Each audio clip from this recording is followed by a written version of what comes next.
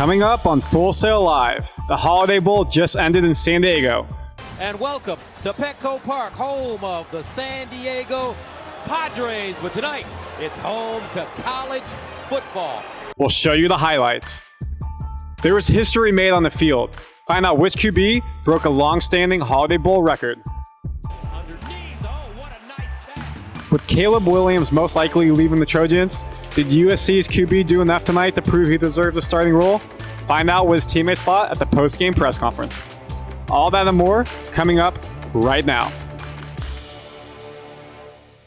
Welcome to Full Sail Live. I'm Randy Silver.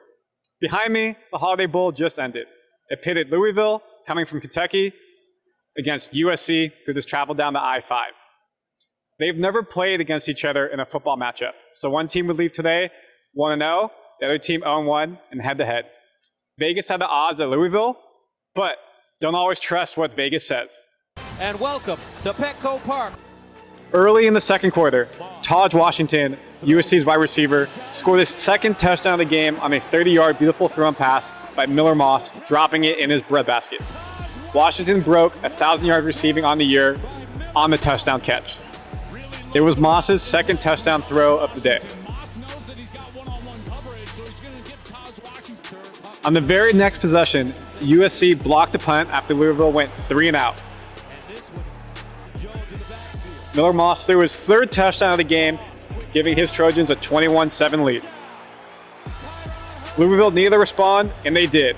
They drove down the field in 3 minutes, scoring with 2 minutes left in the second half, cutting the deficit to 7 points.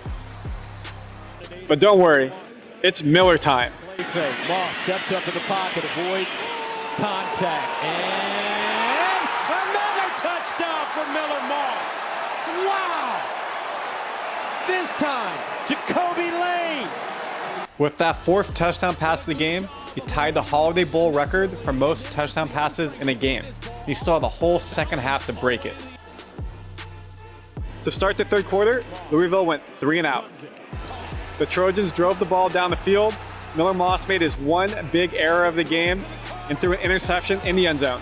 The DB jumped the out route, almost took it back for a pick six.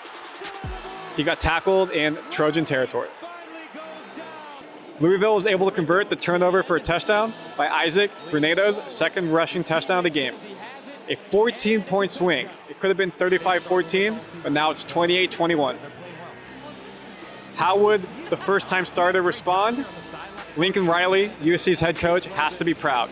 Moss drove the Trojans down the field, throwing his fifth touchdown pass of the game, giving him over 300 yards passing as well.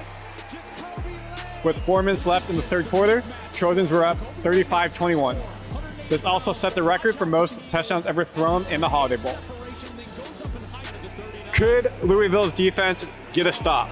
They haven't done it since early in the first quarter, and it did not happen in the fourth quarter. Miller Moss drove the Trojans down the field again. First down and 10 at the 44. Moss on the play fake. Sprints out, goes deep. He's got his man. Caught. Touchdown, S.A. Deuce Robinson. That's 6 touchdown passes for this young man, Miller Moss.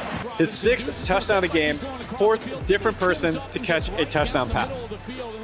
That made the score 42-28, which was the final score of the game. That one's going to go in a special place, and he'll be looking at that one for the rest of his life. The Trojan QB stats, 23 for 33 with 1 interception, 372 yards passing, 6 touchdowns, a long of 44. It also set the record for most touchdown passes by a Trojan in their first game starting. His counterpart with Louisville, Jack Plummer, 21 of 25, 141 yards passing, and he took 3 sacks. Coming into today's game, there's a lot of questions to both coaches about bowl games. Do they even mean anything anymore if players are able to declare for the draft or go to the transfer portal before they even happen? Well, don't tell that to the USC players. The way they celebrated the win out there was like they won a championship. And they did. They won the Holiday Bowl championship.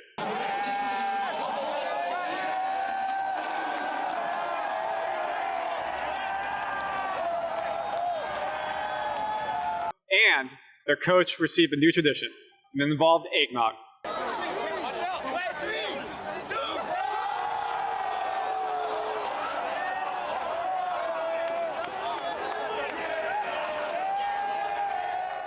Coming into this game, there were a lot of questions around the Trojans players on the field.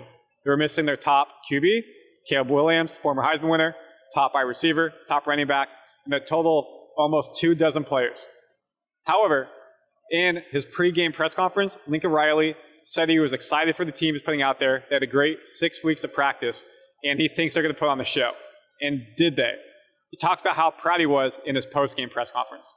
Honestly, all the years and wins and all that stuff, this was as fun a win as I can remember as a head coach. Just with all the, all the changes, all the back and forth. 6 weeks. 20 plus guys that didn't play in this game for different reasons. I think the player leadership in this game was in the last 6 weeks was really, really strong, and the team reflected that in their performance tonight.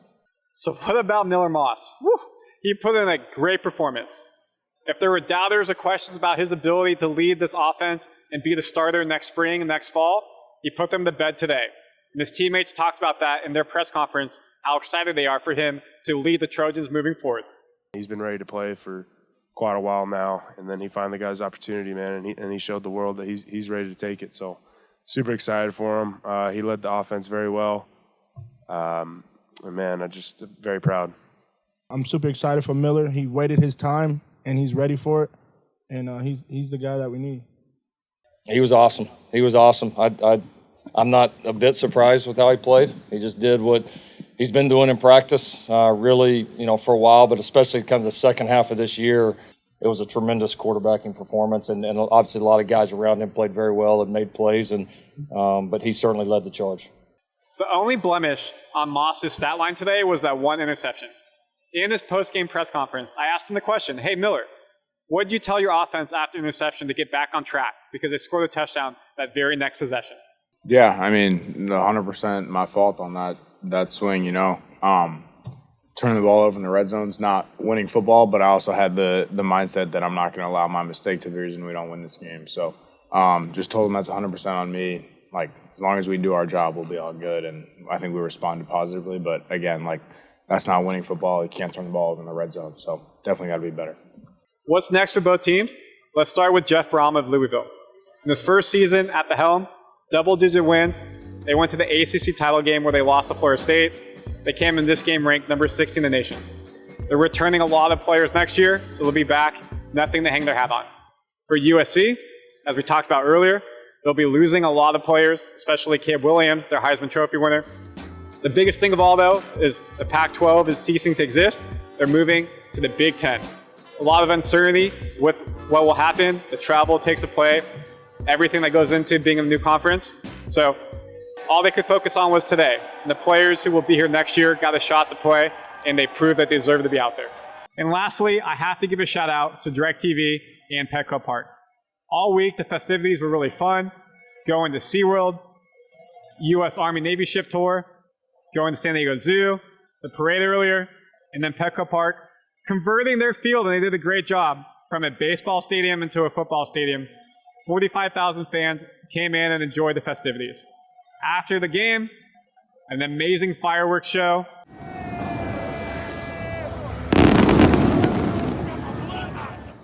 And it was an all-around fun week here. For the last time, reporting from San Diego for Full Sail Live, I'm Randy Silver.